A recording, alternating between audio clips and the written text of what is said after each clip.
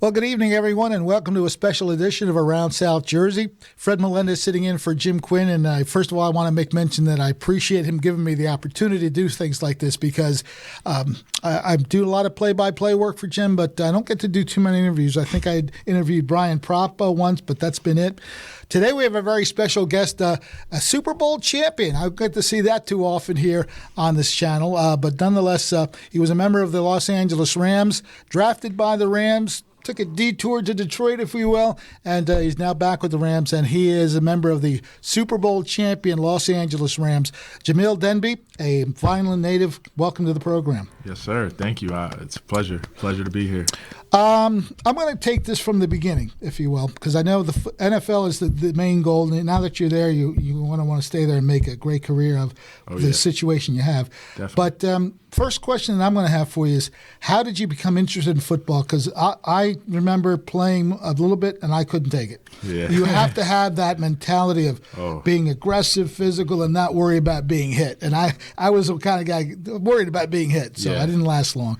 But talk to me about how you first got into football back in the day. Yeah, so when I was younger, a lot of my brothers played sports. So eventually, I used to go to the YMCA. My parents used to take me to the YMCA. We used to play all different sports, basketball, t-ball, and flag football. And that's when I kind of got into football because I always wanted to run the ball in flag football and, have someone try to catch me. But, I was just too big and too slow. So I didn't get the ball. So after a while, I was like, it wasn't really getting fun to me because I was made for the physical aspect of football, and I didn't know that at the time. So how big were you at that time? Were you tall and, had some muscle to you? No muscle. I was just a big, chubby kid. I was overweight. I was big and tall, but I was, overweight. I did not grow into my frame, as you will. But so then I made a decision and told my parents, well, in my mind, I was like, well, if I can't run the ball, if I go play tackle football, then I can tackle the person that has the ball, and there's, glory in that. So that's when I told my parents that. And that's when I went in, 7 years old, walked into the Vineland Midget Football League clubhouse, and, first thing I walk in, everyone was excited to see me. I'm like, because they saw how big I was. And I'm like, at that age, they look for the big kids. Yeah. I was like, well, man, maybe this was the right idea. And so we signed up, and, it was good to meet all the coaches, and I felt like that family bond right away when I walked in there. You felt the vibes and the chemistry right away. I felt good vibes. But then we got to, before we started, actual camp, we started, mini camp stuff and in the summer, and we were doing a lot of running, sprints and laps and push-ups, and I was like, wait, hold a minute, where's the football? And I was a little, because bigger, it was hard for me to do things, so I was, They didn't tell you it involved a lot of practice. Yeah, exactly. So I was like, hold up, but, I stuck with it, and, it built me up, built a lot of discipline, and just hard work, really, to go through, to push through that stage of laziness, and that's what VMFL did for me, because I was used to try to come late to practice, to not do the up downs and all the hard stuff, and eventually I started to embrace it. So it's like anybody else, you just want to play, you don't want to work at it. Yeah, exactly. Especially at that age. Yeah, exactly. How old were you when you started in midget football? So I was 6 going on 7. Wow. And officially started playing when I was 7. Yeah. So a lot of the coaches were like, "Oh no, he's going to be with the Bandits," and they were like, "No, he's about to turn 7. He's going to be with Wolfpack." So that was kind of the ranks of the teams. And so that's when I started and eventually fell in love with it. So there was a few people who really wanted you on their team. Yeah, because of my size and stuff. Right. And which I didn't like. I knew I was a big kid, but not when I started seeing how people were excited just for my size and didn't see me play. That also gave me motivation, and confidence. Well, coaches think I'm big and tough, then I'm gonna go play like it. So my first year was good, honestly. I was playing and starting on the offensive line. I forgot if I was inside or tackle. I forgot, but I started to really like blocking. I wanted to run the ball, but it was my first year, and I never asked any of the coaches until I started, getting more and more comfortable. But well, as they say, they don't recognize linemen until they make a penalty. Exactly. I mean, it's I don't want to say grunt work, but it's hard to be noticed when you're an offensive line. Yeah. But as an offensive lineman, you want to make sure you get the blocks to the running game and protect the quarterback and all that. So is that how you approached it back then and still approach it now? Back then, no. I didn't really understand the concept of, like, penalties or I just knew about not jumping off sides at that time. But, like, I didn't understand the concept of, like, running downfield when I'm not supposed to, penalties and all that, ineligible and all that stuff. So, like, holdings and all that. So, like, I didn't understand that. I just was just playing ball at the time and just trying to block the person in my gap. And if no one was in my gap, then I go. Just keep going. Yeah, and that's looking what I was, for somebody. That was the fundamentals I was taught, and I just was like, I stuck with it. And then I kept, coach was like, you're big, because I kind of had that confidence in the beginning, like, all right, if they think I'm big and tough. But after a while, they started to bring more and more out of me. So, that was my focus at the time. It was just. Now, here's the test. Who were the head coaches that you worked under at that time? Let's see what the memory does here. So, my first year, it was Ben Coker, Coach Coker. I believe I had Coach Ivan at the time as well. Was Coach Griff there? It's tough because I had a lot of. My first year, that's who I remember. I remember this moment specifically. I remember Coach Coker. I remember a lot of the coaches I had different years, but I remember this specific moment my first year. It was a couple games before we actually went to the playoffs. This is my first year, and I didn't think I would go to the playoffs or know what that even would feel like. But it was like 2 yards away from the goal line, and we needed a touchdown to win the game. And for some reason, like, Coach was like, we should run the ball. We had a fullback. His name was Clay, and he was a dog. And I looked at Coach. I don't know why I said this. I said, run behind me. Like, and I blocked the guy best I could, but, like, I didn't do extremely well. Obviously, Clay made me right because he ran over, like, another guy. And Coach Coker was going crazy. He was like, need to get this guy a game ball. He just told her to run behind him. And I specifically remember that moment. That's why I always remember Coach Coker. So a lot of good memories of the youth league then. Oh, yeah. A ton. Did you play for different teams as you moved up, or how did that work? Yeah, so started out on Wolfpack and played Wolfpack for 2 years, then the Colts for 2 years, and then the Raiders for 2 years. So as you moved up, obviously there's weight classes involved with midget football as well, or no? With ours specifically, no. There wasn't weight. It became unlimited. Yeah. Okay, all right. So you played from age 6 to what? Currently now 25. What? No, I'm saying in the midget leagues, what was the age limit there? I believe it was 6 to, well, you could start playing at 5. Yeah. But I started playing when I was 7 to, 13, 14. Yeah. So you played midget football right on up to the high school level. Yeah. When high school, did you when you became a freshman? Were you on the freshman team, or how many years varsity did you play on the line? So my freshman year, just was playing on freshman in the first couple of games, and then eventually ended up playing JV like the second half of the season, mainly on defense. Really, I wasn't a lineman on. I was honestly like excelling more at first as a defensive lineman, right? And that's when I started playing JV, probably like halfway through the freshman season, because there were some games we would show up and the other team would like forfeit. And so eventually, like when we did have those games, I was doing well enough. The coaches kind of took notice, and also we had some scrimmages versus inter-squad scrimmages on bye weeks and stuff, and I would do good against the varsity sometimes. So that's when I started playing JV, and then my sophomore year was when I started playing varsity throughout. Did you like defense better than offense? Because you get, like you say, you can get to attack. Yeah, I really did. I really did at first enjoy it. I think my sophomore year I just played offensive line.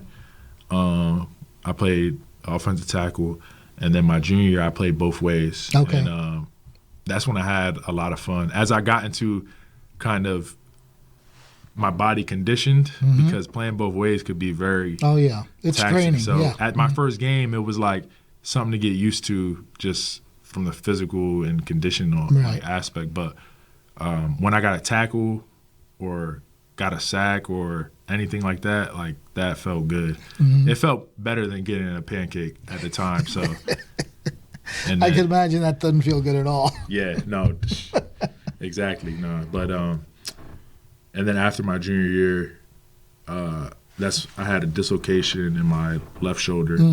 So from there, because of just the different angles of tackling, we thought it would be best just to play offensive line my senior year.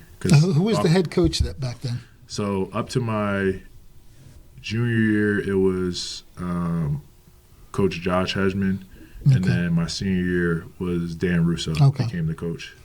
You graduated what year? 2014.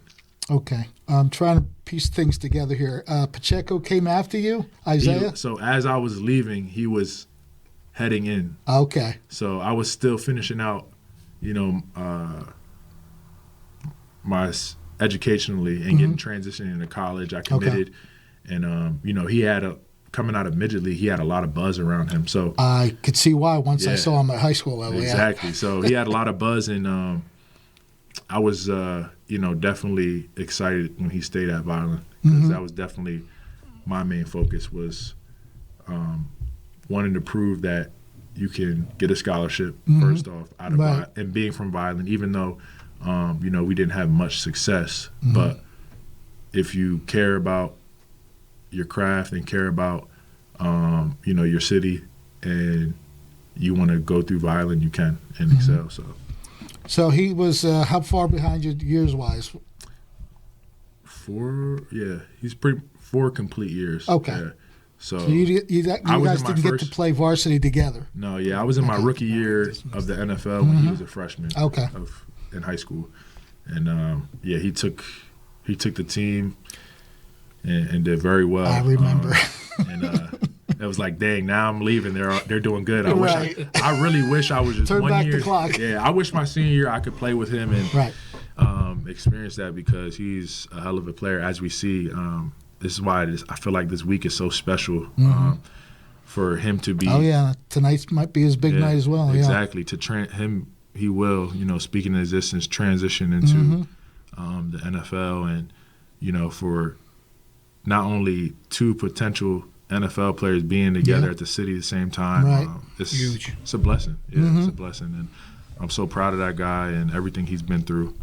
So it's amazing. Well, I would only see him when they played Millville, but the 2 times I saw him play against Millville, he was like on another planet. Exactly. He was. You couldn't touch him. He found ways to get loose in a way, and he just dominated his position against Millville. I only saw him against Millville, but if the rest of the season was like that, you could see why he got as far as he got. Yeah, definitely. Now, he switched over to running back in college. Is that correct? I think I saw that he's running back. Yeah. Okay. Any advice that you've given him about draft day?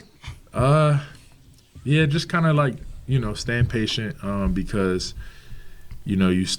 once you start to see some people go before you that you may feel like you've proven to be better than in the pre-draft process, or, certain teams that may have called you before and say, look, we're going to get you here, then they don't. So you got to remain patient.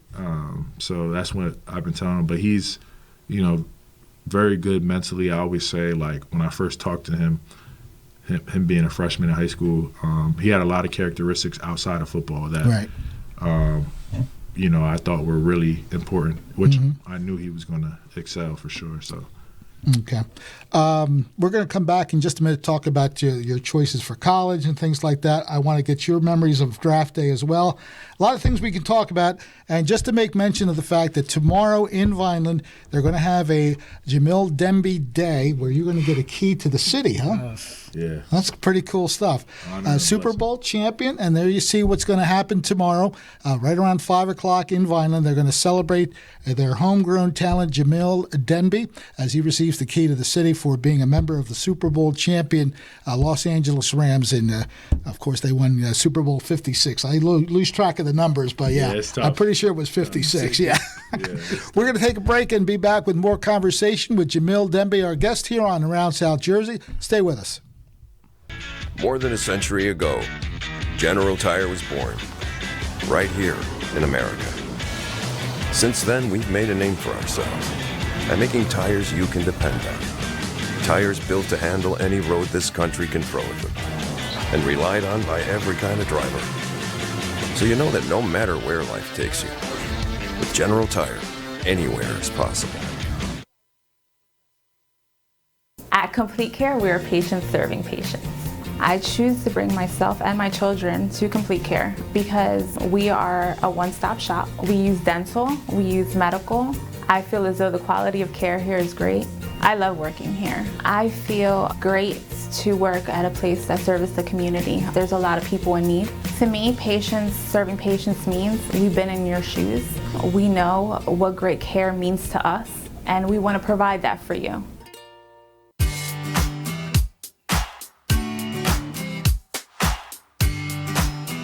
The City of Vineland has planned an exciting lineup of spring and summer events to kick off the 2022 season. We invite you to save the dates and come out and enjoy the family fun. Our first signature event of the season is Crafts and Antiques on the Ave on May 7th, which will showcase antiques, vintage items, and collectibles for sale. On June 11th, the annual Cruise Down Memory Lane returns for its 30th anniversary.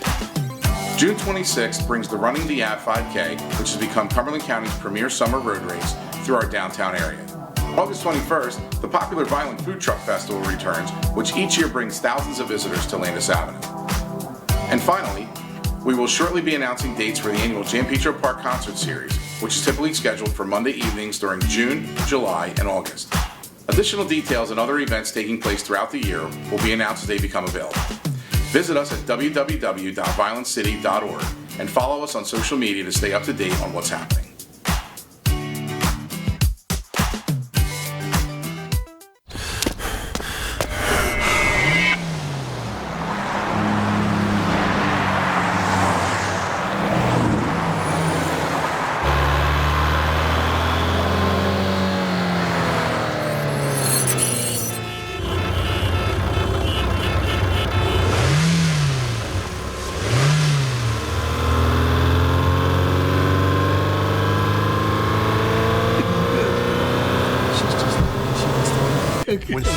But she's going to be better than me. That's the scary part.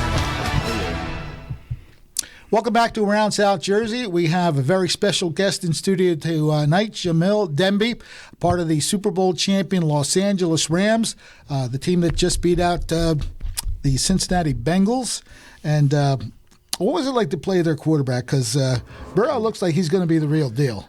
Oh, yeah. That guy is he's stone cold, and then you see him like also so poised that in the middle of the game, if you look on the, wired or tapped in videos of, they get the sounds of the game. Right. And he's in the middle of an important game just saying what's up to guys and calm, and he has demeanor, but then he plays, a lot louder than that. So, he's going to be the real deal. Yeah, he's going to be fun to watch. I know that he kind of hurt my Alabama team in college days, so, I wish him a lot of success now. We're going to see some graphics throughout the broadcast here.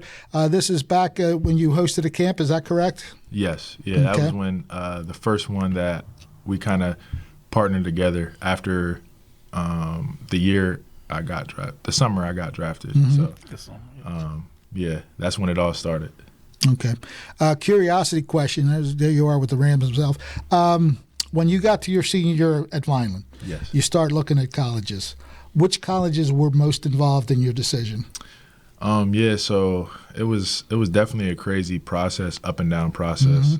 A lot of schools were coming in and visiting, sending mail, but not a lot of schools were really offering. They were coming in and saying, you should come to our camps. And I know I had a weekend set up of Syracuse, Boston College, Rutgers, and Syracuse was the first camp of that weekend. So I was on like a camp tour, and I ended up dislocating my shoulder throughout those camps. That teams that were going to be, that were pretty excited to see me. So I ended up not getting offered by any of those schools, and then a group of Patriot League schools like Lafayette, Bucknell, and Fordham were basically putting in offers, but I had to get a certain SAT score because of how prestigious they were academically. Okay. And for linemen, there's a certain tier. And linemen, they're not going to use a lower tier of SAT scores, or I guess I would say requirements, because they want a lineman to be smart. Okay, right. So I was about 20 or 30 points shy of the SAT, so I ended up not getting scholarship by them. So I was like, those were like kind of like my last hope. And I had Old Dominion, Monmouth, schools like that, but they weren't really pulling the trigger. And then the last group of schools were I got a call as I was sitting in bed after my shoulder surgery. After my senior year, I played through with a torn labrum. And that Maine came to the school, and I said, Maine, they have a football team? And so then after that, Sacred Heart came in, and they were like very interested, like showing a lot of interest. And then also Lee Hall, who was a Vineland native, was recruiting me at Maryland, and then got the job at Morgan State. And he offered me a scholarship, a full scholarship, and that was like my first authentic, not having to get SAT scores past the educational requirements. And so those are I took 3 official visits, and those were my official visits. And I went to Maine, and just the brotherhood there, and even though it was 9 hours away, just the brotherhood, the camaraderie, and then how everyone kind of had their underdog story, their trials and tribulations. And we all were from places far away from New York, even though Maine's a destination. Like, so New York, DMV, Florida, all that stuff. And I could really relate to it. So that was like my influence and decision. And also they were playing schools, bigger schools on their schedule that ended up not pulling the trigger. So I kind of wanted to get little back. revenge involved. Yeah. That's cool. And incentive is a great thing, isn't it? Absolutely. Yeah, so it all ended up working out. So Now, did you play how many years varsity at Maine? I played 4 years, and I think throughout 4 years had 40 starts. Okay. Freshman year, I didn't play the first game of the season because I wasn't a starter yet. And then my sophomore year, I missed a game because due to injury of my shoulder, the last game of the season. And then my junior year, I missed 1 game as well from like PCL strain in my knee. So now the 2018 season looks like it was a pretty good year for you at Maine. Oh yeah, no, it was definitely. I'm seeing some of the accolades here: first team All CAA, first team FCS All American. So that was your senior year, 2018. Yep.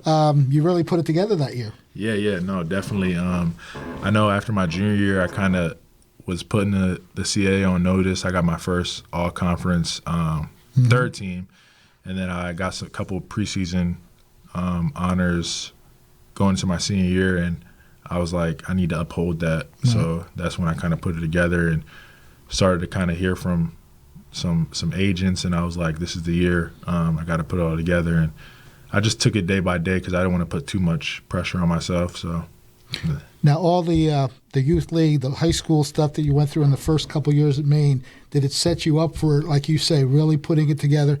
You know what you have to do to get where you want to get.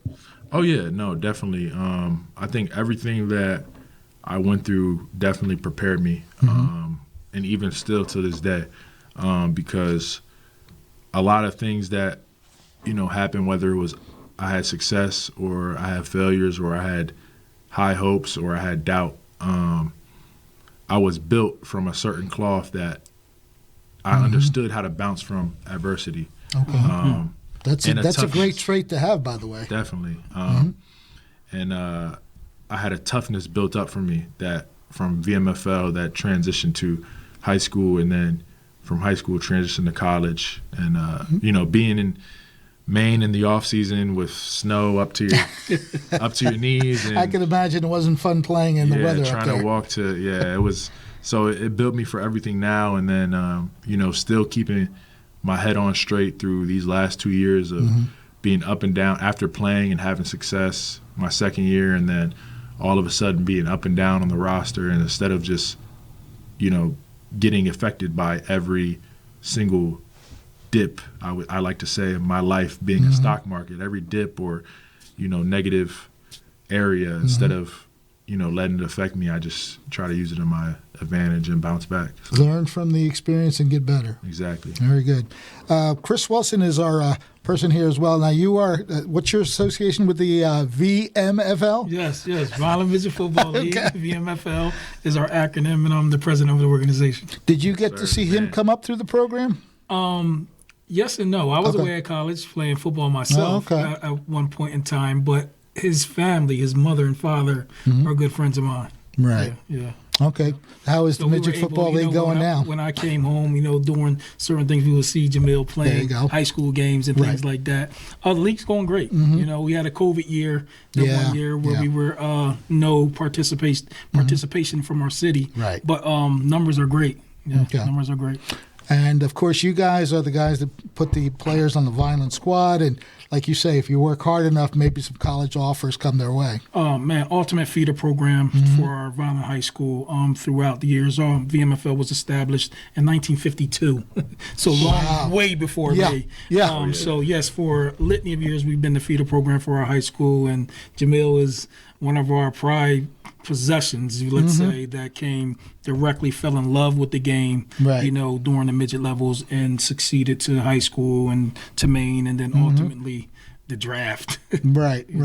We're going to talk about the draft in a little bit. We're going to take our second break here and be back with Jamil Demby. He's got a very special occasion tomorrow. It is Jamil Demby Day in Vineland, and he's going to be honored as a Super Bowl champion, the key to the city, and all sorts of good stuff. So he's right. You just keep perseverance, and things happen for you positively. This is a fine example once again. We'll be back in just a moment more around South Jersey after this. I'm Brian Lankin, third-generation business owner, Al Shoes. Been at the same location since 1961, our 61st year. We specialize in work boots, work shoes, orthopedic shoes, baby walking shoes, and school shoes. We go up to a men's 17 and a woman's 13. It's $5 off, $25, and 10 off 100 if you mention that you've seen this. When it comes to expanding opportunities, think Vineland, New Jersey. Through a collaborative approach that builds partnerships, we are changing the landscape of Vineland. There's much to be proud of. Good schools, safe neighborhoods, and a welcoming spirit where families can grow and where businesses can locate, innovate, and succeed. I'm Mayor Anthony Finucci. More information about how we can help your business grow can be found at vinelandcity.org. Vineland, New Jersey, where it's always growing season. At Mintz Insurance, we're proud to have been serving our customers for nearly 80 years, offering 30 different insurance products for your auto, home, and business. And to help ensure that you're getting the best rates possible, we give you up to 3 quotes for every policy, so you can choose what's right for you. At Mintz, we're part of the community, local representatives, supporting events, and proud of it. It's part of who we are. Mintz Insurance. Call today and find out how we can help you save on insurance, or visit us at mintzinsurance.com. I chose DeMarco Luisi Funeral Home because they treated me with respect and compassion. I couldn't have gone through all this if I didn't have DeMarco Luisi by my side. They did everything that they could to make me happy, and that was important to me and my kids. At the DeMarco Luisi Funeral Home, we're here for you and your family in your time of need.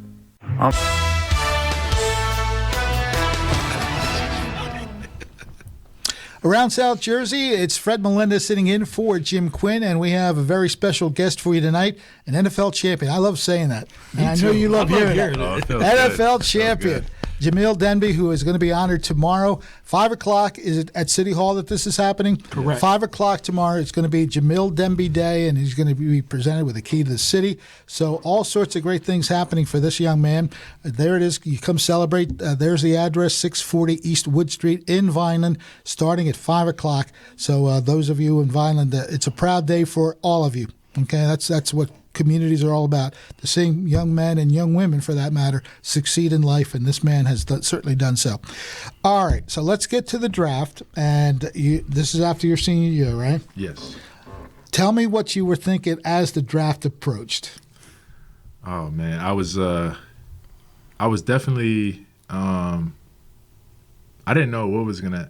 I had a feeling I was, definitely for sure a day 3 pick, but I didn't know what was gonna happen because I was getting different calls. I would get a random call that would say a team would say they would have a 3rd round grade on me, but then also there's other people that in the organization that may have a leg up and want to get a defensive player instead of offensive player and all this crazy stuff. And then I was hearing, we see you as an undrafted player, so I'm like, man, am I not going to get drafted?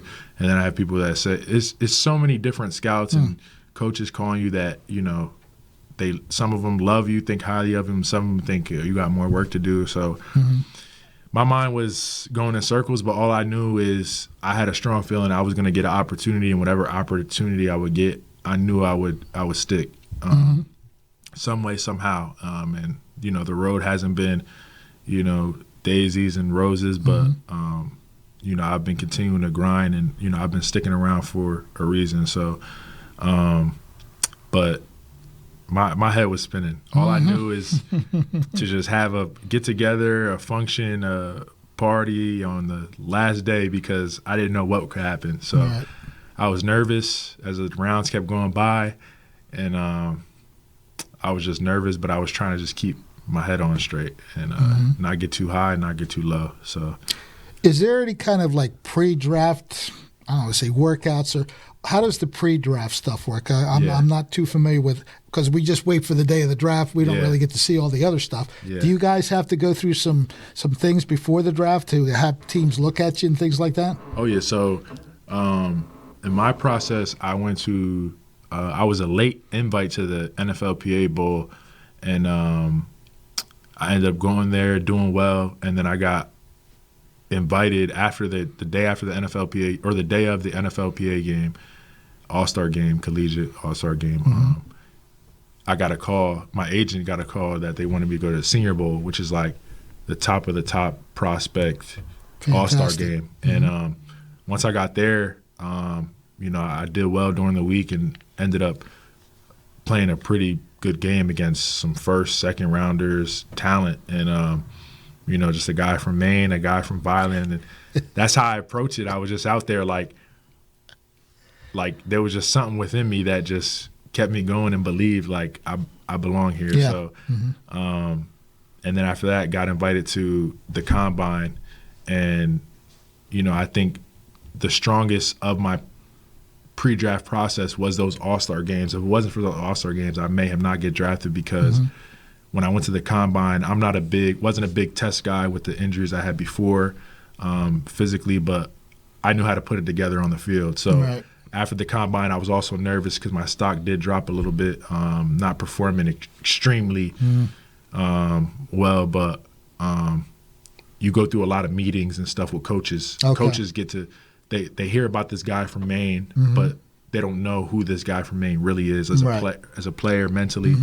So I was able to meet with them, and I had some official meetings. So there's a floor of just different coaches, assistant coaches, and there's coaches pulling you every direction to come sit with you. And it's just a bunch of players, and it's crazy. And then you have some investigators to make sure you're a good person.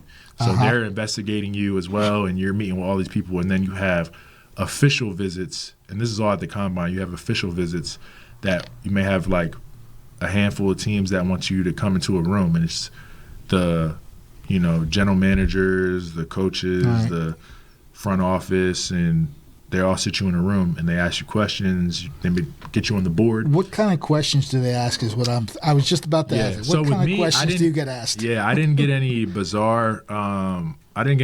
Questions. It was kind of like, what makes you tough? What makes you tougher than the next guy? Right. What was the hardest thing you had to go through or persevere? They might just out of nowhere you like chicken or steak. Like it's very interesting process. Yeah, it's very interesting. And depending on the player, you might get asked some very odd things. And I had a roommate get asked a very odd thing.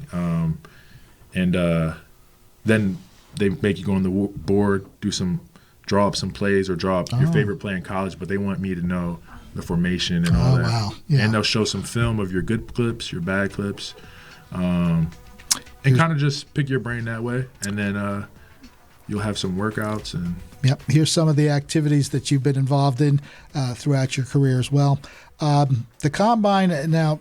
As a lineman, what do they put you through? I know like running backs do their thing, wide receivers do something different. Yeah. What do the linemen do at the combine? So a lot of it is they want to see your hips. It's a lot of hip-based, see how you can transition, and they want to see your feet, how quickly you can move, redirect, all that good stuff. And then they want to see how, your explosion into a bag, simulating a block.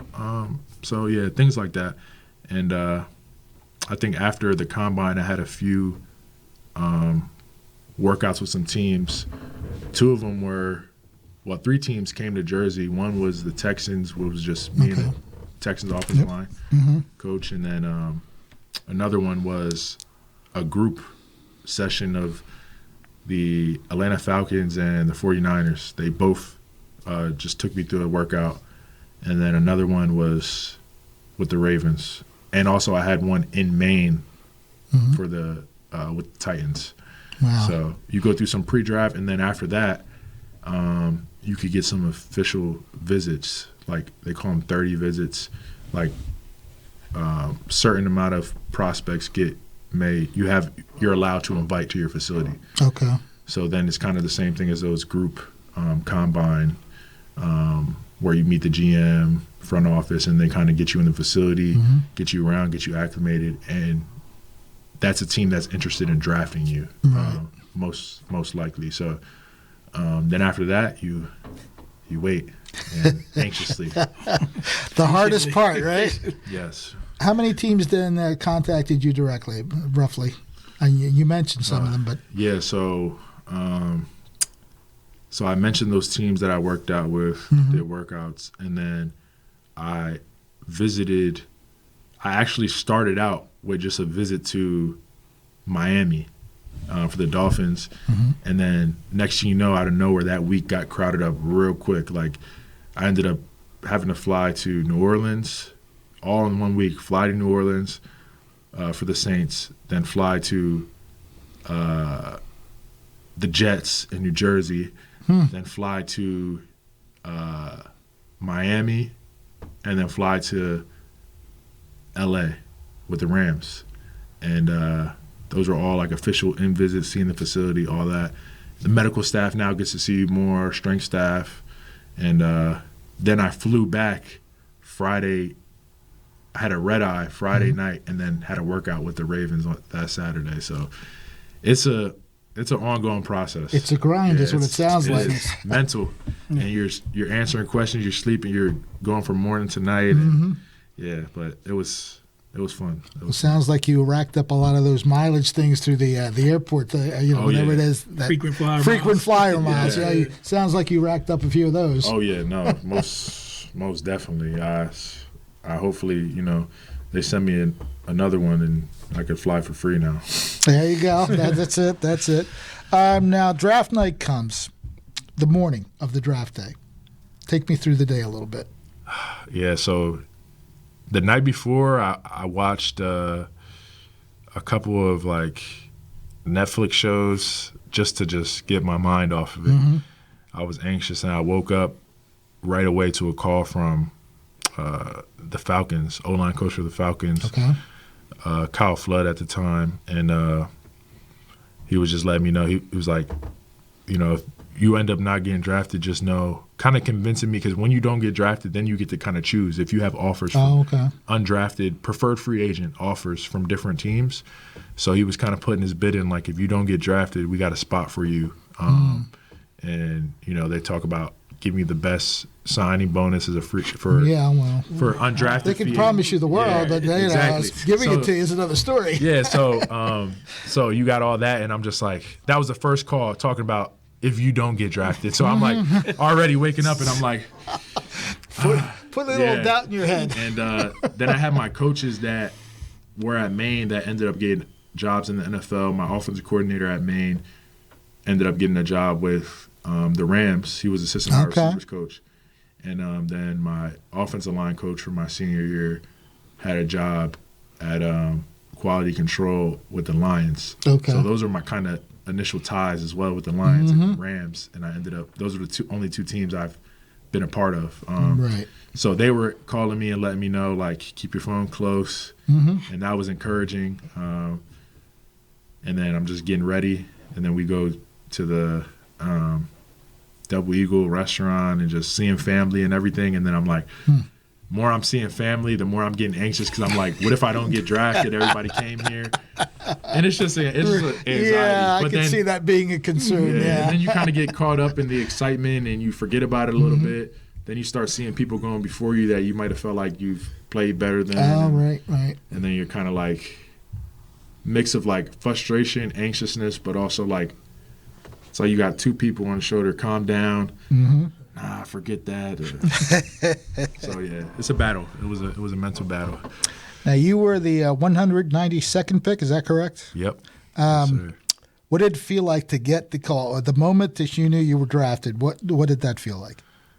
It was an amazing feeling because like I just always had this vision that some way, somehow I was going to use whatever platform it was, whether it was getting drafted or whatever I wanted or was going to excel at in life, to show the people of Vineland that someone stayed true to Vineland and didn't have to go anywhere else and excelled and made it out.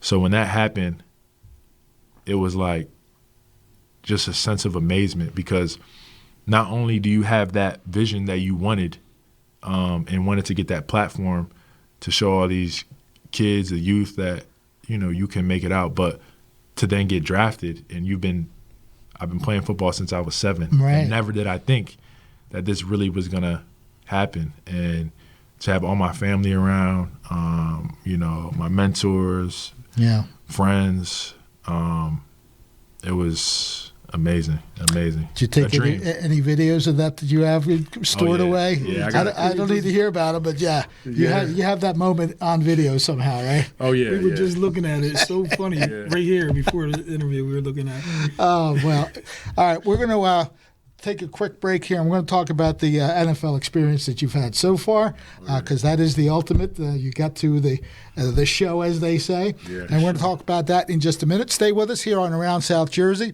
Our guest is Jamil Demby. Tomorrow, again, we have a very special day in Vineland. Yes. They're honoring a hometown hero, if you will.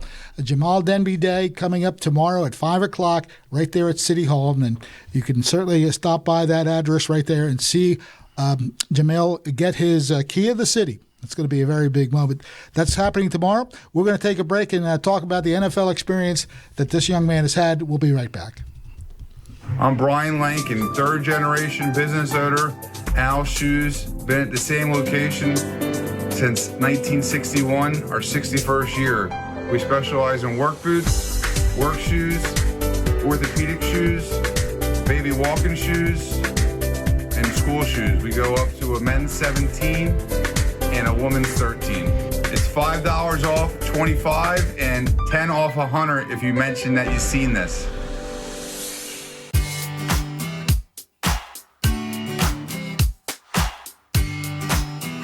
The City of Vineland has planned an exciting lineup of spring and summer events to kick off the 2022 season.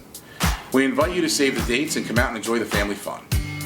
Our first signature event of the season is Crafts and Antiques on the Ave on May 7th, which will showcase antiques, vintage items, and collectibles for sale.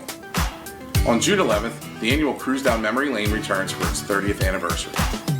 June 26th brings the Running the Ave 5K, which has become Cumberland County's premier summer road race through our downtown area.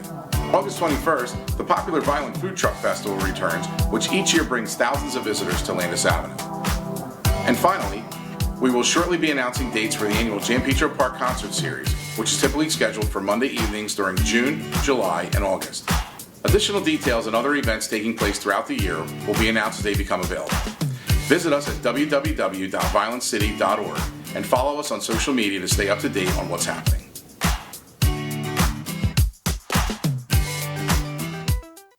More than a century ago, General Tire was born. right here in America.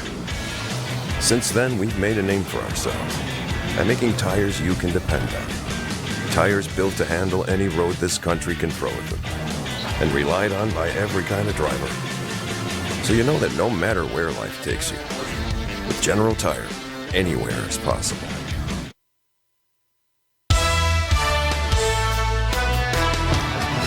Just got accepted to Wagner. Welcome back to Around South Jersey. Our special guest tonight is Jamil Demby, the member of the Los Angeles Rams, and a man who now can claim to be a Super Bowl champion. It's the peak of the profession, if you will, and of course, at a young age, who knows how many times you get to go there. Mm-hmm. Exactly. Yeah. So tell me a little bit about the way that the progress is. You were drafted by the Rams. Just reading this quickly, they waived you. You wound up with the Lions. And that didn't quite work out as well. How was your time with the Lions? Yeah, no. So, I drafted by the Rams, made the team, was on the team for a week. Mm-hmm. And, they tried to, sneak me onto the practice squad. It was like the day before we were going to travel to Oakland. It was going to be my first game traveling to. And they thought they could sneak me by, but then Detroit ended up claiming me off waivers. Went to Detroit, was on Detroit's roster for a few weeks. And then they try to sneak me to practice squad. So then LA calls back. So I had a choice. I had a choice to go back to LA. Yeah. On practice squad. Right. But I already transitioned to Detroit, and at the time, the general manager of the Lions seemed very, interested. It was talking a good game, so I decided to stay in Detroit. And I had some familiar faces there. Right. Month and a half later, let's say a month later, the Rams called back to claim me off the practice squad. Right. And I ended up being on the roster all the way through to the Super Bowl and just been on the Rams ever since. Now, while you were with Detroit, obviously Matt Stafford was there at that time, correct? Yes. Talk to me about your time with him in Detroit first. Yeah, what's crazy is when I got there, I knew about Matt Stafford, and I knew he was the face of Detroit. He sure was. Obviously, you had Calvin Johnson, but he was the Matt Stafford, number 9. He was just a cool guy, down to earth. He was embraced by the locker room, not because of everything he done on the field, but because of how he treated everybody. And I was there for not even a week, and I was helping out, giving a look through a walkthrough, and he was IDing me, not just like pointing at me, but he was like, I'm going to ID Demby as the mic, and he knew my name, and I was like, how does he do? Right. And he like ran the meetings, and he was there every day, 5:30 a.m., 5 o'clock. He was there before I showed up. I showed up pretty early because rookies had meetings at 7 a.m. in Detroit, so we had to lift before, and he was there every single day, and he lived probably about an hour and some change away from the facility, and wow. He was locked in, and he just cared, and he had a very calm demeanor about himself, but also had some swag, and just I knew all that before he came to LA, and I just till this day, I was definitely had high hopes I was going to be able to play with him this past year, but that's definitely one of my favorite quarterbacks I've ever been around, for sure. What I think is really cool is that whenever there's a Super Bowl where I don't have a rooting interest, I'm a Packers fan, but nonetheless, the Bengals and the Rams. Yeah. Not really a rooting interest either way, Yeah. but you make your decision on certain things. And that was this Matt's first year with the Rams? Yep. Okay. Yeah. So I said, you know what, I'm going with the Rams because Matt Stafford has done his time. Oh, yeah. And hopefully it will be his time, if you know what I'm saying. Yeah. So I rooted for him, and to see you guys pretty much get it done, and for him to be a Super Bowl champion as well, I thought that was one of the greatest stories. I don't know if the networks really highlighted that, but I thought this man has put in his time with Detroit. I know there had to be some tough years there, but he stayed the course, like you said, and he kept working at it. And to see him get traded and to succeed all the way to a championship, I love that story. Those are the kind of stories that make sports special to me. Oh, yeah. And he never flinched. Even there was a stint where, through this past season where we were kind of up and down. We lost a couple games in a row. he was dealing with a lot of injuries, nicks and knacks that like people didn't even know about, and you wouldn't even know about until you were like in the training room and you might have seen him or seen him talk to a trainer. Like he just fought through a lot of things, and yeah, like you said in Detroit, there was not many winning seasons for him. No, and to his first year, no matter how it went, for him to win a Super Bowl, with this organization and come in and win the locker room so easily. He didn't even have to try. It was just who he is. He's the man. He's the man. The NFL, of course, is a quarterback league. So when a guy like that owns a locker room, it's very important because if he's the man, then everybody else becomes the secondary men, if you will, and they just rally around that guy. And to know that Matt Stafford has that kind of character, makes you, as a fan, really appreciate these guys. Oh, yeah. No, 100%. And he makes your job as a lineman easier. You don't hear a lot when quarterbacks, and it's always the great ones, a quarterback would say, may get hit, and he would say, that's on me. I got to get rid of it faster. Right. When you hear that as a lineman, not just so you can let people through because you know he's going to get rid of it fast, but he knows that you have his back and he has yours, like as a quarterback. Right. He's not solely depending on you, but he's helping you. And he knows so much in the game that, in our system, we have to, as linemen, as a center, and even just in our culture, our linemen are like you're like the second quarterback. You have to know a lot. Oh, yeah. So when your quarterback can take some of that pressure off you, even though he has to know as much as he does as a quarterback, and he identifies things before you even have the chance to. He makes your job easy. That's why we succeeded, because he does everything seamlessly. So field generals, that's what they are. Field generals. They're the ones that are in charge, and if they play up to their abilities, you can say that they could win a Super Bowl. That's what it is. That's how it is. And like I said, I'm going to keep an eye on Joe Burrow as well, because I think eventually he's going to win one too. He's just too good not to win one. So that matchup, Stafford versus Burrow, I just loved it. I thought it was one of the best matchups quarterback-wise that I've seen in the Super Bowl for quite a while. Yeah, interesting team dynamic. You never would think Rams and Bengals. I'm sure a lot of people were surprised with that matchup. Never would have thought that, but like when you really look at the matchup, it was like pretty. It was crazy. It was a great game, and you see how great Joe Burrow was. Like it wasn't a walk in the park for us at all. And he's calm, and with the the pressure that he was under with the defensive line that we have. It was for him to stay calm like that and still make plays. Well, I remember him from LSU and beating Alabama. So I said, this guy's the real deal. Oh, yeah. So it's going to be interesting to see his career path. Final thing, just to talk about the day of the Super Bowl. What do you remember about the game itself? I know it's a lot of things going on around you with the fans and everything. What's it like to be involved in the Super Bowl game as a player? Oh, man. I mean, I know, this being my second one, obviously we won this one. Right.